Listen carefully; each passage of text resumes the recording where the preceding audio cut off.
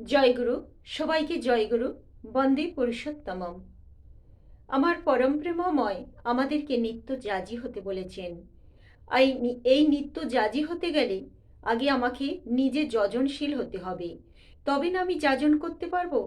আমি যদি আমার প্রিয় পরমকে না নিজে উপলব্ধি করতে পারি, নিজে না তাতে মুগ্ধ হই সম্পূর্ণরূপে, অপরের কাছে আমি কেমন করে বলবো প্রিয় পরমের কথা?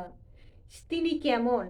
সতীনারী তার স্বামীকে ভালোবাসে বলেই তার স্বামীর কথা বলতে পারে, আমার স্বামী এমন, আমার স্বামী তেমন, বা তার ছেলে মেয়ের কথা বলতে পারে ভালোবাসে বলে। ভালো না বাসলে কেউ কারো কথা সুন্দরভাবে বলতে পারবে না, অন্তর থেকে বেরোবে না কথা, সেটা মুখ থেকে বেরোবে। আমাদের এই যে মা ডাকটা, মায়ের সাথে আমাদের নারীর যোগ, তাই তো সেটা নাভি থেকে, গভীর থেকে আসে। আর বাবা, বাবাটা আসে মুখ থেকে। বাবা আমাদের অনেক অনেক দেখে, কর্তব্যপরায়ণ, কিন্তু বাবার সাথে যেহেতু আমাদের নারীর যোগ থাকে না, তাই সেটা ওপর থেকে আসে। সেই রকমভাবেই যখন আমরা আমাদের অন্তরের অন্তঃস্থলে প্রিয় পরমকে ঠাঁই দেব, তখন কিন্তু গভীর থেকে তার জন্য কথা বেরোবে, ছুটে ছুটে আসবে। কত কথাই সেই সময় যোগান দেয়, যে কথা আমি জানি না, কে যেন আমাকে দিয়ে বলিয়ে নেয়। আমি সেইগুলোই মানুষ শুনে মুগ্ধ হয়। শ্রী শ্রী ঠাকুর এই কদিন আগে শ্রী শ্রী ঠাকুর আচার্যদেব এই কদিন আগে বলছেন যে আমরা আমরা হচ্ছে গিয়ে সেই মানুষের কাছে ছুটে যাই, বেশি করে তার সঙ্গ করি যাকে কিনা আমি পছন্দ করি, আমি ভালোবাসি। একবারও কি খবর নিয়ে দেখেছি সে প্রকৃত আমাকে ভালোবাসে কিনা, আমাকে সে চায় কিনা?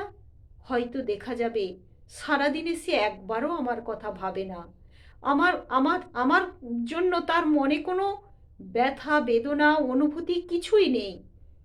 কিন্তু যে আমাকে প্রকৃতই ভালোবাসে, তার কাছে হয়তো আমরা সারাদিনেও যাই না, সেখানে আমরা পৌঁছাই না। কে আমাদের ভালোবাসে?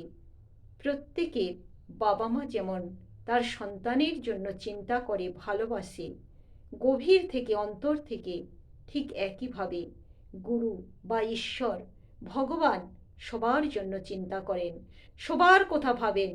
কিন্তু আমরা আমরা কিন্তু তার কাছে যাই না। আমরা এইভাবে আমাদের দিন চলে যাচ্ছে, সময় চলে যাচ্ছে, কিন্তু কিন্তু তবুও আমরা তাকে একটু সময় দিই না। দিনের পর দিন, মাসের পর মাস, বছরের পর বছর চলে যাচ্ছে। এবার এসেছে একটু সময় ভাবার যে কতটুকু তার কাছে আমরা একটু সময় নিয়ে বসবো, একটু সময় দেব।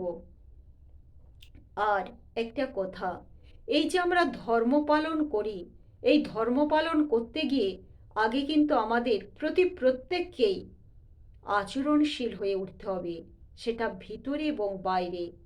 আমাদের মধ্যে যদি ক্রোধ থাকে, হিংসা থাকে, তাহলে কিন্তু মানুষ দূরে চলে যাবে। আমাদের আমাদের মুখের ভাষা সুন্দর করতে হবে, মিষ্টি করতে হবে, অযথা ক্রোধ ত্যাগ করতে হবে। ক্রোধ করলে মানুষ তার কাছে যায় না। প্রথম কথা, মুখ মুখ মিষ্টতা চাই। যে যাজন করুক না কেন, সে যদি মিষ্টিভাবে কথা না বলে, মানুষ তার কাছে কখনোই আসে না। শেষে ঠাকুর যখন সেই ডাক্তারি করতেন, তখন অনেক সেই তার রুগীরা হয়তো ভালো হয়ে গিয়ে ঠাকুরকে আর খবর দিত না। ঠাকুর পরে তাদেরকে কত বকাঝোকা করেছে মায়ের মতো করে। তখন এমন কি দেখা গেছে সে হয়তো হিন্দু নয়, মুসলমান রোগী, সে বলছে, বাবু আরও গাল দেন, আরও গাল দেন, এমনি করে দেন। গাল যে এত মিষ্টি, আপনার কাছে গাল না খেলে আমরা জানতে পারতাম না। কারণ তারাও বোঝে ভালোবাসা কাকে বলে। সেই শাসন করা তারই সাজে সোহাগ করে যে। কিন্তু সবার আগে চাই আমাদের এই ব্যবহার, মিষ্টি ব্যবহার। আর তার জন্য কিন্তু আমাদের খাওয়া দাওয়া সব কিছু নিয়মানুবর্তিতা করতে হবে। আমরা যদি রাজসিক খাবার খাই, তা থেকে কিন্তু আমাদের ক্রোধ বেড়ে যায়, হিংসা বেড়ে যায়, কামনা বেড়ে যায়। যেটা কিন্তু যদি সবার সাথে সবার মিলবে না। যারা ধর্মপথে থাকে তাই তো তাদের সাত্ত্বিক খাবার কথা বলা হয়। সাধারণ মানুষও যেখানে ক্রোধ করে রেগে যায়, সেখানে যদি যারা ধর্ম আচরণের কথা বলে, বড় বড় কথা বলে ধর্মের কথা, অথচ যদি ক্রোধ যদি আমরা কন্ট্রোল না করতে পারি, তাহলে কিন্তু আস্তে আস্তে সব মানুষকেই হারাতে হয়।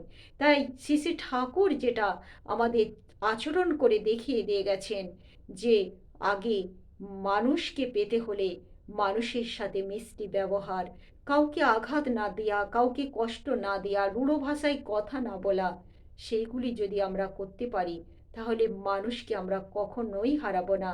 কারণ শ্রী শ্রী ঠাকুরই তো বললেন আমাদের, মানুষ আপন টাকা পর, যত পারিস মানুষ ধর। তাই মানুষ ধরতে হলে নিজেদেরকে কিন্তু আগে সেই সুন্দর আচরণশীল ব্যবহার নিয়ে মানুষের সামনে দাঁড়াতে হবে। তো জয়গুরু, সবাইকে জয়গুরু, বন্দে পুরুষোত্তমম।